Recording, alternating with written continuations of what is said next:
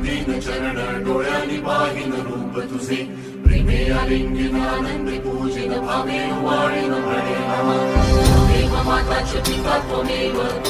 बंधुश्च सखा त्वमेव